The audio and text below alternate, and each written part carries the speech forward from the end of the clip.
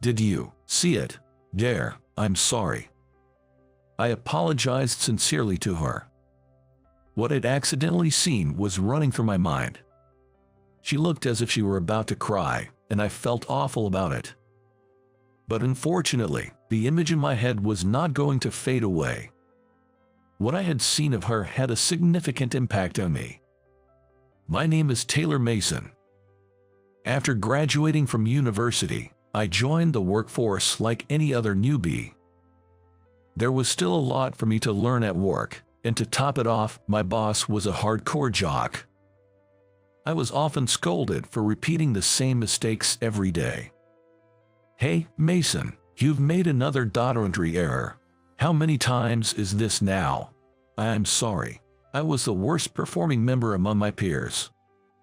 I had always been bad at managing multiple tasks, which led to me making more mistakes when there's a lot to do.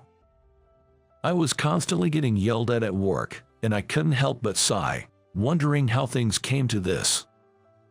In university, all I had to do was understand the lecture content, so my grades were good. I thought I'd be able to manage in the real world too, but I was wrong. In reality, I was just a bottom-tier employee who kept making mistakes, and I was starting to despise myself. One day, carrying all these feelings, I bought a microwave dinner from a convenience store on my way home from work. I simply didn't have the energy to cook for myself. I usually got home late at night. And since I lived in a small apartment, there was rarely anyone around. As usual, I opened my apartment door, and that's when it happened. Meow. A cat came up to me. The fur was too clean for a stray, and the cat seemed used to people. This apartment allows pets, so it might belong to someone, but where did it come from? As I was wondering about this, the cat sauntered into my apartment through the open door. "Hey, you can't just go in. Fluffy, has Fluffy come back?" Hearing the cat's meow, my neighbor burst out of her door. I turned to look. She was a woman, probably in her early 20s, and she had rushed out in a worn-out sports bra. I was speechless. She had come out in such a hurry that she was barefoot, and she was showing so much skin that I panicked for a moment, thinking she was naked.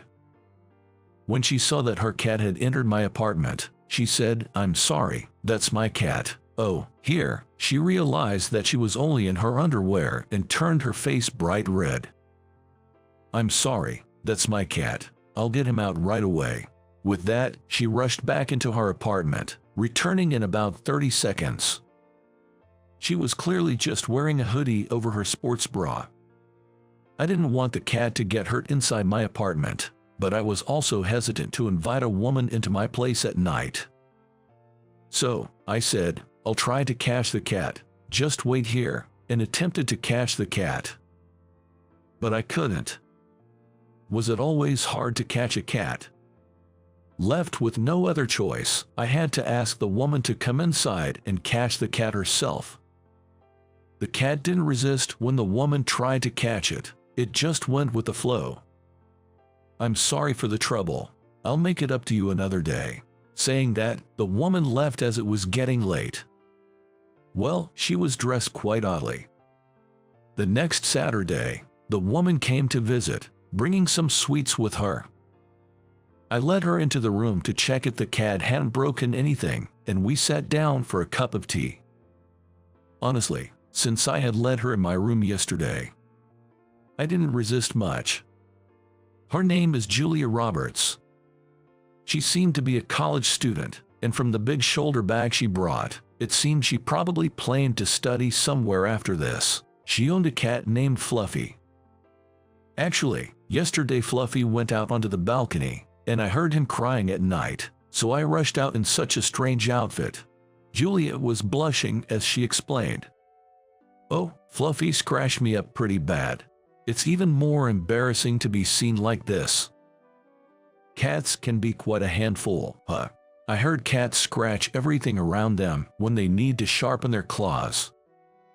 So, their clothes got scratched occasionally, but it costed a lot to buy new ones each time. so they wore them when they're not meeting anyone. I'm really sorry for the trouble. Don't worry about it. Just take good care of your cat. Julia thanked me again and got up to leave. But at that moment, her shoulder bag fell over and all the documents inside spilled out. Are you okay? As I scrambled to gather the papers, she exclaimed, No, no. She quickly snatched the papers away from me. But I had seen it. The documents were notices of re-examinations from her university. And there were so many of them. The number of re-examinations was so large, it made me worry about her credit completion. Did you see it? Yes, I'm sorry. I apologized sincerely. At that, Julia blushed deeper than when she had been seen in her underwear, her face on the verge of tears. Everyone says it. They say college is a piece of cake if you attend lectures, but it's impossible for me. I'm not smart. Wah. Overwhelmed with emotion, Julia collapsed right where she stood. It seemed her academic performance was severely to the point where not only graduation, but even progressing to the next grade was in jeopardy.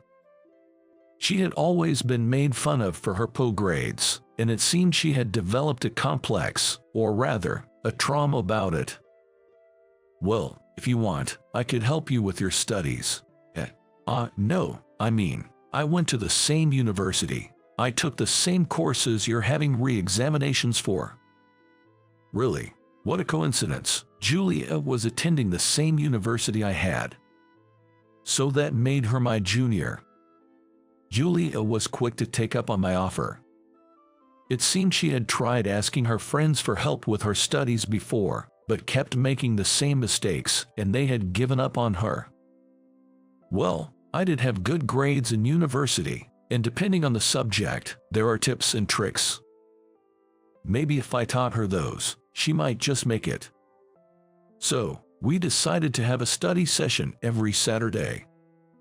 Well, after seeing the sheer amount of re-exams she was facing, I was quite worried and couldn't get it off my mind. I finished work and bought dinner on the way home, so I got home a bit late. So, I had planned to make our break on Saturday, but it turned out that Julia had an imagination that far exceeded my expectations. She was constantly coming up with answers that I had no idea how she arrived at. Honestly, our weekly study sessions were not enough. So, I decided to add additional study sessions on Tuesdays and Thursdays at Julia's house. This was also because Julia suggested, let me cook dinner as a thank you for the study sessions. Teaching someone is also a way of studying for yourself, so I made an effort to explain the problems that Julia seemed to have difficulty with in a way that was easy to understand. Julia seemed to be studying hard in her own way and gradually improved her grades. As for me, I started to take more notice of my surroundings and my minor mistakes decreased. The number of days I could get through without being shouted at increased, and there were fewer hard times at work. And then, 6 months later, I did it. I don't have any resits anymore. Finally, Julia was freed from the hell of resits. Julia was able to understand the lectures after 6 months of study, and she no longer needed my help. It felt a little lonely, but I should be genuinely happy for her growth. Well done, you worked really hard. If you don't understand something, tell me, okay? Yes, thank you. The study meetings ended with that, but the habit of meeting for half a year didn't just disappear. So, I had the chance to eat Julia's dinners occasionally, and I also invited her for meals. We also talked about things like what kind of company to work for and other life advice. A few months passed like this, and Julia was able to move up a grade. I was thinking of giving her a present to celebrate her advancement. Just as I was thinking about this while heading to work, there was something on my desk. It was a document, but not just any document.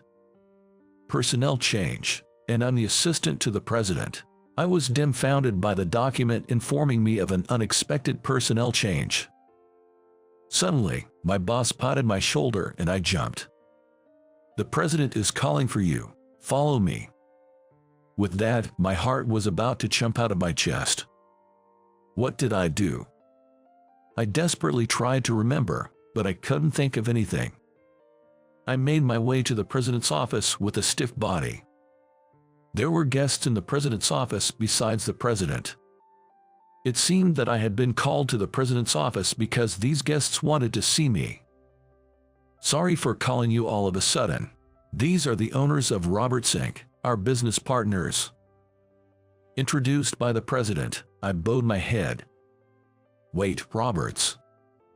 That's the same surname as Julia. What a coincidence." As I sat on the sofa as directed, the Roberts couple smiled at me. "Nice to meet you. We are from Roberts Inc. No, let's leave the title aside. We came here as parents to thank you and ask you a favor," the president of Roberts said to me. I was completely lost for words and just stared blankly. "Actually, the Julia you've been tutoring is our daughter. We heard that she was able to move up a grade thanks to your help. Thank you so much." No, it was all thanks to Julia's efforts that she was able to move up a grade. So, it turned out that Julia was the president's daughter. I had no idea. I was just surprised. According to Mr. Pumpson, the CEO, Julia had her pride and wanted to fend for herself without depending on her parents. It seemed that she started living on her own because of this. "I heard about you from my daughter. I wanted to express my gratitude for everything you've done for her, and I apologize for the inconvenience, but would you please continue to help her with her studies?" he said. With these words, both the CEO and his wife bowed deeply in thanks. What? Please lift your heads," I protested. Being shown such respect by the CEO, a man like me, just an ordinary employee, felt quite awkward. After a few insistences, they finally raised their heads. Apparently, Julia had always had bad grades since she was young. She had received tutoring from various people, but it seems the only one who could make a real difference was me. Julia trusted me, and the ridiculous personnel change that made me the CEO's secretary happened so that it would be easier for me to adjust my work schedule. Our CEO was quite capable, so he didn't need an assistant. His permission allowed me to go to Julia's place at any time. In other words, I don't have any right to refuse. But why did the CEO go to such lengths? Was it simply because he valued this business relationship that much?